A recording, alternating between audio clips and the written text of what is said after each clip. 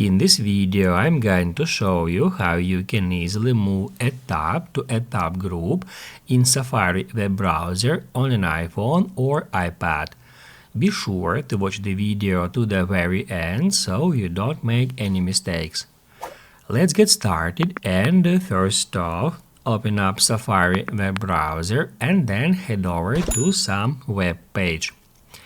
After that, tap right here at that button to go to your open tabs, and then if you would like to move some tab to another tab group, as you can see currently I got two tab groups here, and then to move a tab to another group, all you have to do is just long press on it, and then you will be able to move tab to another group by tapping right here where it says move to tab group, and then just select a group in which you would like to move that tab.